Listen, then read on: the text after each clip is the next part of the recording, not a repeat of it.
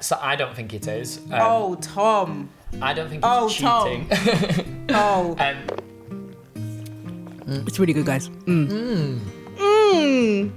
Those little ball things are very nice. What advice do you have for aspiring entrepreneurs? Don't do it.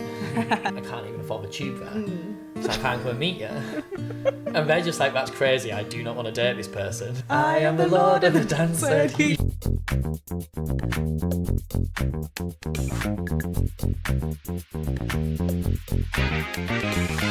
So we're going to go and just play Zoplo. Is Yeah, that what let's people do say? it. Do you play Zoplo? Yeah, people do. You do Zoplo. So I'd say go on Zoplo, but all our users say play Zoplo. Play Zoplo, So cool. I've gone with what our users say. Okay, cool. Is this cheating? Giving their Instagram to a randomo at a night out? So I don't think it is. Tom. I don't think it's cheating.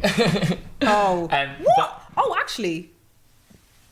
Yeah, it depends. Okay. yeah, so I think that has to be clarified on what the context is.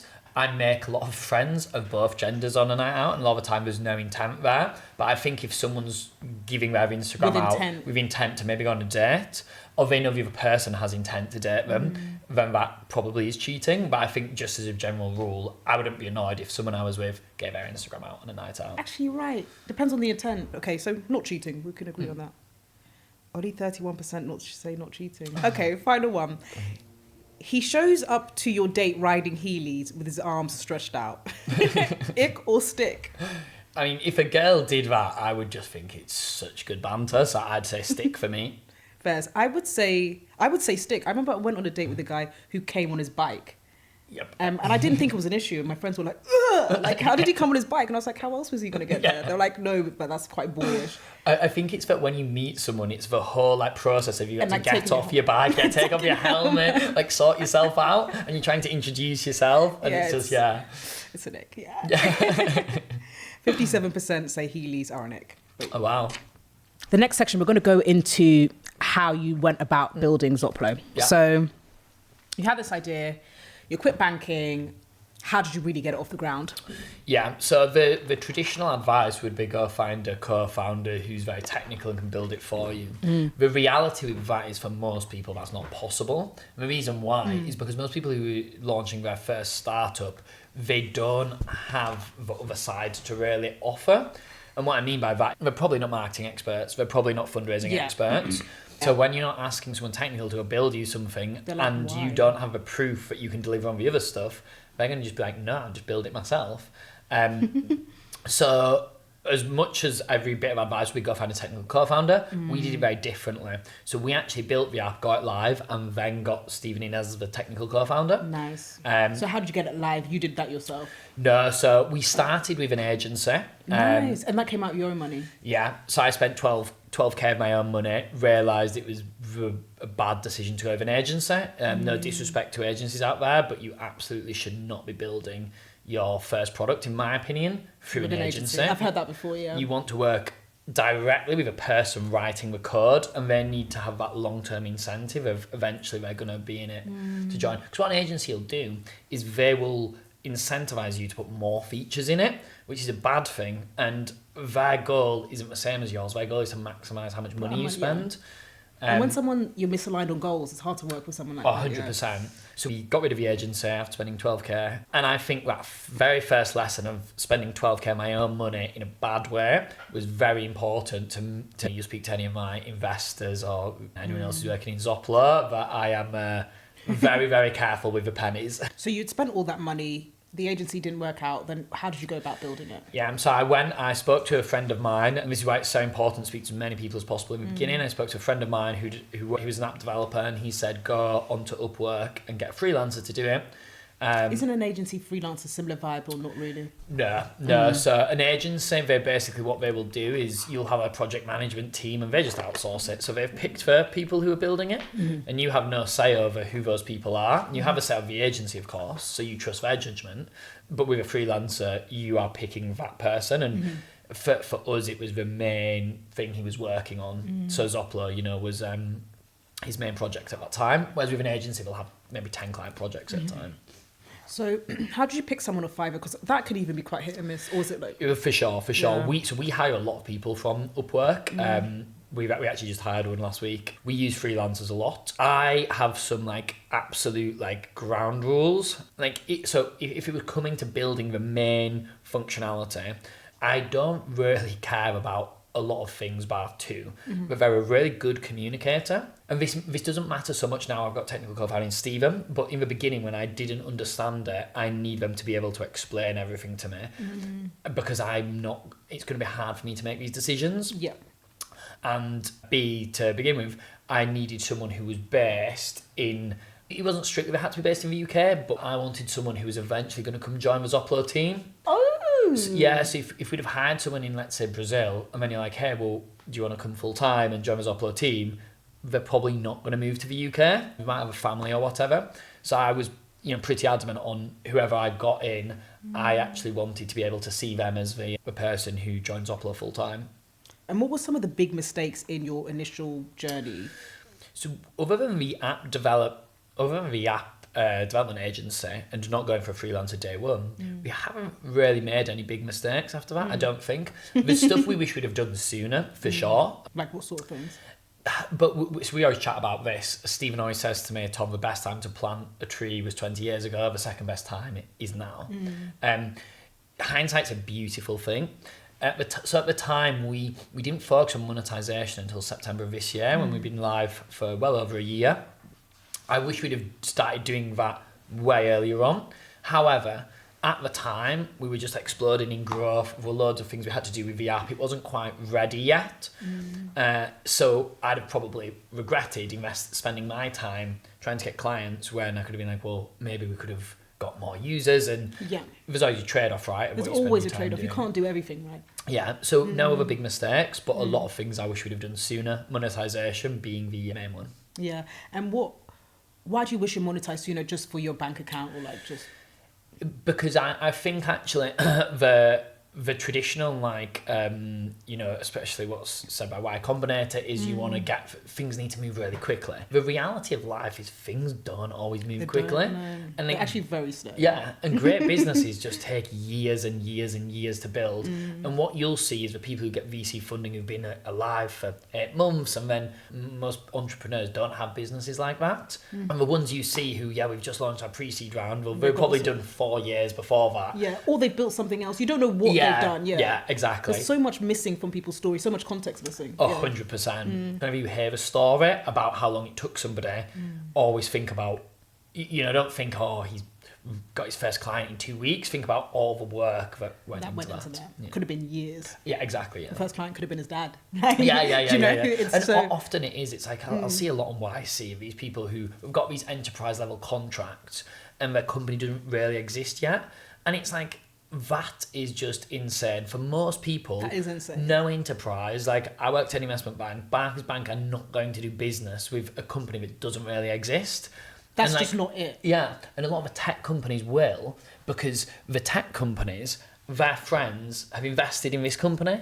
So it's like a small closed network out in San Fran where, hey, they're just doing it. Yeah, it's like people they know, and it isn't that it's like, it's not necessarily like that. It's a bad thing, but it's the context it's not missing. A bad thing, exactly, the context is missing. Yeah, the context is missing. But if you're sat probably in London, it's going to be very, very hard for you to land a big enterprise contract when your company doesn't even really exist. So when you see a lot of these YC startups doing it, and a lot of the ones out in San Fran, and you benchmark yourself to that, it's the wrong benchmark. It's the wrong benchmark. And that can demotivate you. 100%. But if you know it's going to take a long time, you might be in it for...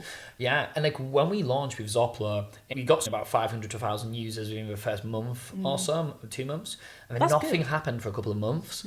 And like that would have been so easy for me to be like, it's not working. But actually, it was just I needed time to learn and get really good at organic marketing because these things don't happen overnight. And eventually then we did, and we got 80,000 users without spending money.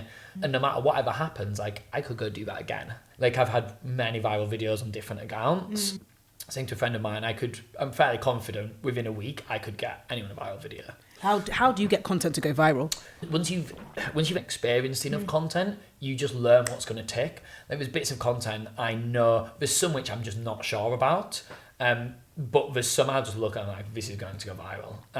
It's quite intuitive, isn't it? Yeah, you just know, you can feel it. Like even with some podcasts, I can just feel when. 100%. To be fair, I still don't know enough, but I'm starting to get there. Yeah, and I think with content, there's some like really good rules. Like I think the most important is the first 3 seconds. Like how your video starts is going to determine that a lot. Is there a payoff at the end? How strong is the payoff?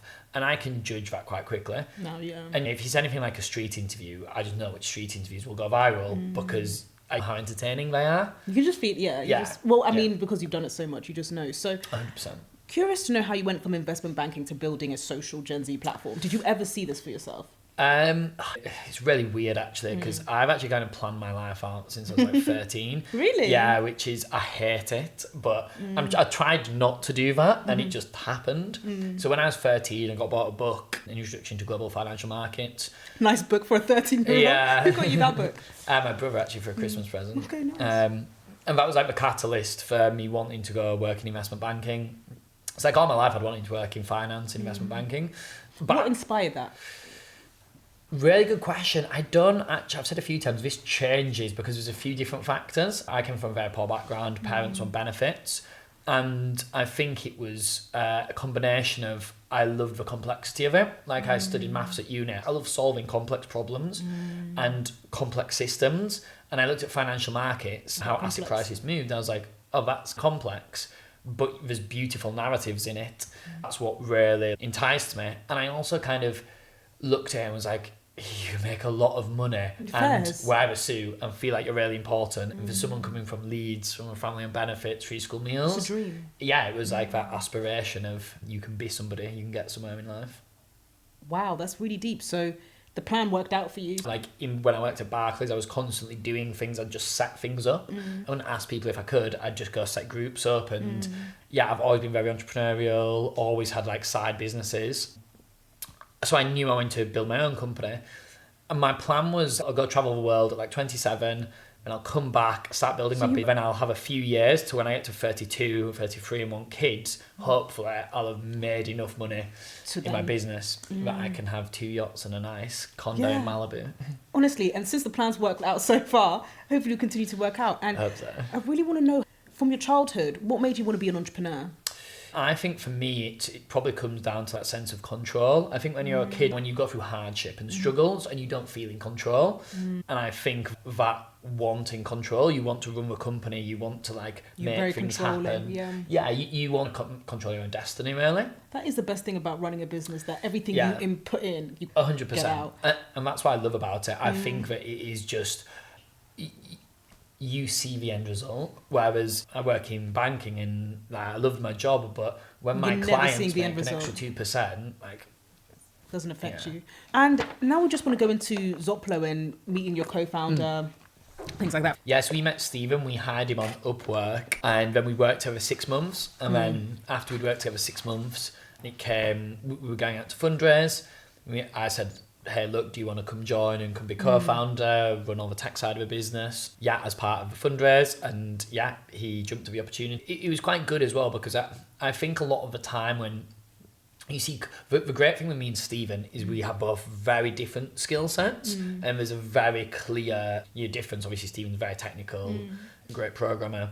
And I do all the marketing side, fundraising, etc. So I think when you have that clear delineation, it's really good because you never... Yeah. And we work on product together, but that works really well. We have great ways of... Because we run a polling app, so we just poll everything if we're unsure about it. So yeah, met him. It just felt like the right fit. What made Stephen the right fit compared to all the people you'd been? I feel like they think differently to you, but they have very shared values. You have the same values. People always talk about values. What do you mean by values? So values is just what you deem, like your rule book, right? So your rule book as a person, like what you think's important, what you think a human should be, how someone should act and behave. So what would be your 3 kind of rules that you have in life that you would want someone you work with to have? 3 rules. You need to be a good person, like 100%. Like I'd rather be down a pub having lost all my money with people who I had a great experience with than on a yacht by myself. Like you just have to be a good person, be like true to your word, treat people well. So that's the first one. It's just being I just want to go into what does it mean to be a good person? Because funny, we had Joe Seddon on, and he says that companies have these rule books, values that be a good person. He's I would hope so. But a lot of people aren't good people, and this is the unfortunate thing. What makes people not good? So I think what makes people like, no, I don't think bad people, because I don't think anyone's like bad, but bad qualities is like, there's times you can help someone or not help someone, and people who just aren't bothered about helping people, I think that's a clear sign. People who put personal gain, a small personal gain, over the benefit of others. So if you're willing to, a great example of this is when I did an internship at UBS in investment banking, I actually found all these PowerPoint templates, and I'd built for like my final presentation some really great slides. I'd shared them with one of my best friends there. We'd built fantastic slides. We looked at other people's PowerPoints, like, they're all terrible. So we could either not tell them about these, and ours would look really good in comparison, but I was like, I don't want to win that way. So I shared it with the rest of my class. And I remember chatting to someone a few years later, and they were like, I would not be sharing those. And because they want to be the best. Yeah, they want to get personal gain from it. And to me, that isn't, like, people like that, I'm just knowing, because they'll, like, pardon my French, they'll screw you over down the line, and I just don't want to deal and be in business with people like that. So you're always going to do things for others? Yeah, you have to do things with, and you know what, sometimes there's like a trade-off. You can't always be like an altruistic person. Sometimes you need to be like, think very personally and selfishly. But I think it's about having a general approach to life of, do you want to help people? Do you want to lift, or do you want to kick the ladder or lift the tide? What has inspired that for you, you know? My mum would just do anything for anyone. Yeah, and I think it just comes from a real deep-rooted, yeah, my mum would help anyone. And I just think life's just better. Life is better. Yeah, like, just when you help people, like, for free, you don't want anything from it. It also comes back to benefit you in ways you just do not know and cannot see. But I think it just makes life a little bit better. I've heard that when you do more for others, you actually, it's not about that, but you do actually feel better in yourself. I don't want to make this too deep, but that's always come from, I had a very Christian upbringing, and in the Bible there's always serve others. So I've always wondered why people bother without that framework. It's people are saying you don't need a framework or the Bible to tell you this thing, but I'm always like, why then? It's really interesting to bring it up, because I was actually chatting about this literally the other day. But, like, religion's actually really good for that, because when you're a child, when you're 3 or 4 or 5 years old, you can't comprehend the world in a way you can today. So I know to be a good person, because actually, like, I understand how it just makes the world better, and that I should be.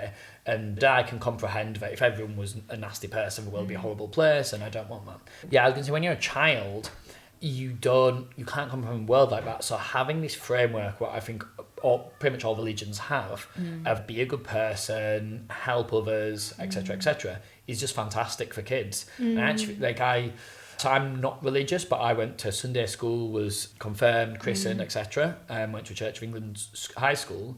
And I do think, like, that framework of religion is very beneficial to kids in teaching them the right things. It's a nice way to think about things, because I always think about what would be the right thing to do, and I'm not sure I would without it. I know that sounds really bad. I'm like, I wouldn't bother. 100%. And I also think, like, it's things you take for granted. I think back to my high school, Church of England High School, every song you're singing in assembly every day. Oh my gosh, what were some of your favourite songs? Dance wherever you may be. I am the Lord of the dance. Yeah, I know that song. Yeah. Banger. There's so many bangers. So good. But, like, a lot of the songs, you're actually singing and you're talking about being a good person, and the stories you learn as a child in religion, they're all like about helping others. Brilliant. And now we're going to speak about the monetization of Zoplo. So how we monetize Zoplo is, so we work with very forward-thinking brands that want to understand Gen Z. And they can put polls onto Zoplo and ask any question they want, whether it be to do with their product, their marketing, and we use those insights. We work with them to make sure they ask the right questions, and they use those insights in their marketing strategy. Fantastic example I posted on my LinkedIn yesterday was Volkswagen going back on removing touchscreen buttons and having physical buttons in the cars. I was like, there was a poll on Zoplo last year, but 84% of people like physical buttons over touchscreen. So things like that, which if you ask the right questions, you'll get the right answers. And one insight, which doesn't cost that much money, can save you an enormous headache. We have the best quality of panelists because there's no incentive. You're not getting paid. When you pay someone to do a survey, their incentive is to do it as quick as possible, fill it in, and just take the money, or game it. Zoplo, there's just no incentive to do that. So we have the best panel, the best quality data. So how much do you charge them for this? So you're like, is it like per how many people you get? No, so we charge per poll. We sell batches of polls, so 12 or 24 at the minute. But we're also going to be launching our client portal, which they'll be able to, have an AI overlay, so they'll be able to ask it questions and say, what do Gen Z think about vaping? And it will pull from all the back catalogue of polls that have been on the app, and they can get that real-time insight. And there's two things I want to touch on. So let's say we want to build the most interesting Gen Z podcast. How could we come to you? What polls would we be asking? How would that process work? Yeah, it's a really good question. So the first thing, if you're looking to build an interesting Gen Z podcast, you need to understand why Gen Z listen to podcasts. So the first thing I'd want to know is, when are people listening to podcasts? Is it when they're in bed late at night? Is it when they're on their commute somewhere to school? Is it when they're literally just really bored? And I'd first figure out when that action is happening. Because for a lot of people, and I know this seems very trivial, but you need to figure out what state is your customer in, or the person viewing your content when they're using it.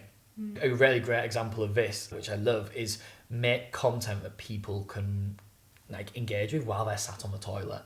And it's a bit of a tongue-in-cheek joke, but what it means is make really engaging quick content so someone can easily engage with your content very quickly. Now, so would you say podcasts aren't the one? It should be clipped down, social, more? That's definitely a strategy you could use, for sure. But the first thing I'd be asking is, where are my audience listening to my podcast, and what are the circumstances? Are they going... And then the second thing I'd ask is, how are they discovering it? Because this is a great example from personal experience. I watch a lot of the 20 VC podcasts. Yeah. Do I check when the new ones are out? No.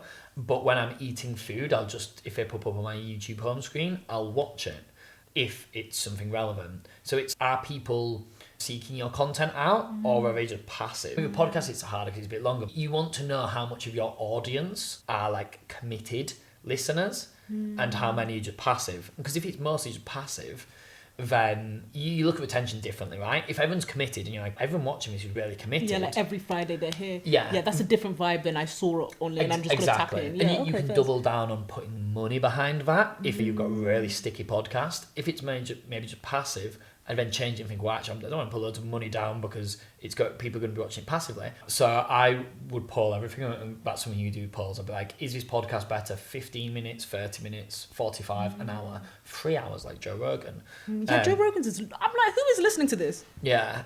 I struggle to get through a lot of them. Some of them are could watch 9 hours. Really? Yeah. Forrest Galante, I believe he's called, the guy who goes out with the animals in the Amazon. I basically only watch Joe Rogan's podcast when there's people talking about animals on there. Have you heard, I think this should be a poll on your thing, is boys who watch Joe Rogan an ick or a stick?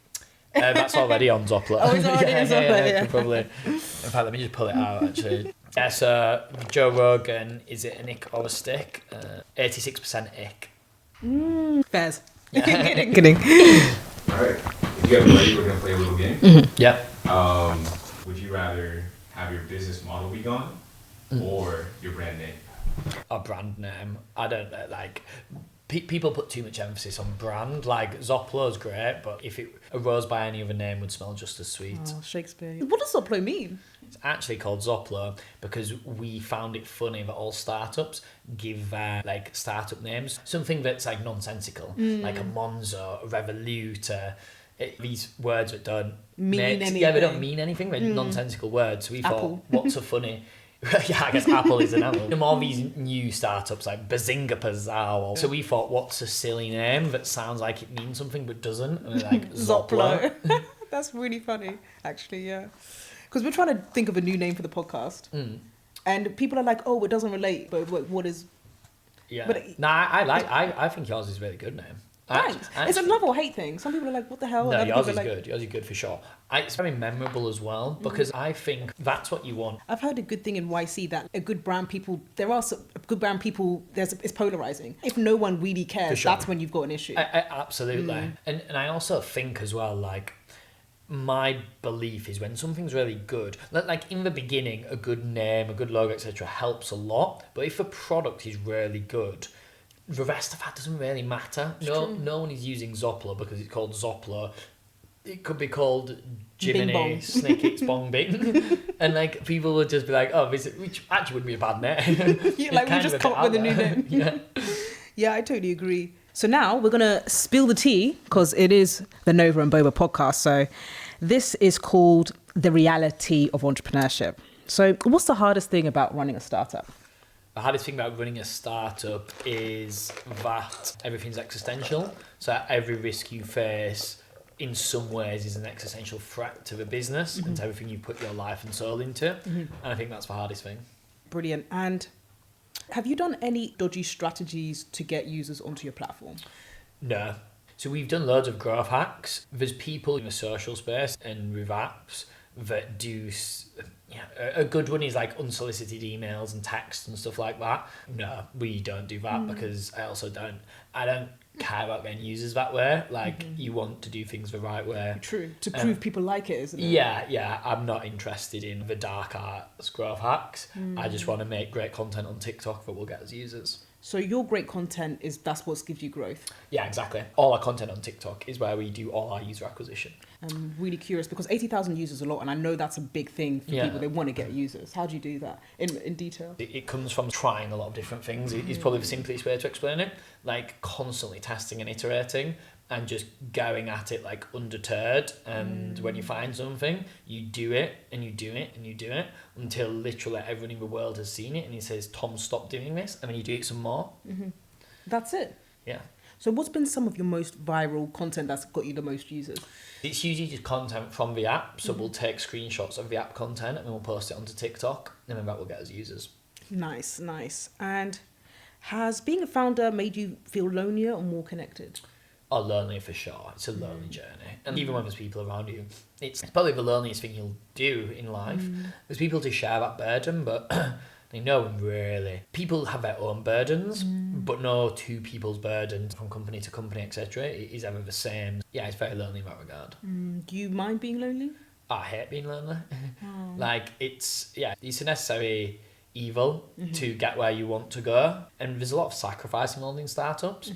But like at the end of it, hopefully you've built something great that has impact in the world, and then you're far more connected with everyone around you and with the world around you because you've changed it and you've had your impact on it. And what's one thing you wish you knew before starting a startup? How difficult it was going to be. Yeah, I wish I'd have known. But like naivety is a blessing and a curse. It's a blessing because if you go into it naive, you aren't scared and you will just run head first out the window. But when you run head first out the window, sometimes the drop is bigger than you expect. Yeah. What are some of the big drops you've had? Personally, it's a lot. Like when you have to go with no money I went 29 months without salary. It's a lot. Yeah, insane amount of time, and it's just horrible. Messaging people like, hey, can you just lend me some money? No idea when I can pay you back. And a lot of friends have lent me money in the past. Really? I just pay it back, but yeah, because you don't know where. If you're not taking a salary, you just don't know where that next bit of money is going to come from. That's a lot of anxiety. Yeah, it is. It's horrible. It just takes a toll. Even stuff like you can't date people because you're trying to go do this and you're like, I've got no money. What do you mean you've got no money? Like, I can't even afford the tube there. So I can't come and meet you. And they're just like, that's crazy. I do not want to date this person. Fairs. Yeah, it's horrible. But because I do that sacrifice, we're now in the best position we've ever been and you did what you had to do. Taking Zoplo to great places. And final question, what advice do you have for aspiring entrepreneurs? Don't do it. Fair enough. Do something easier. No, but some genuine advice would be assume you're wrong all the time, find some great people who are smarter than you, and don't lose hope and keep going. The most important thing about doing a startup is do not die.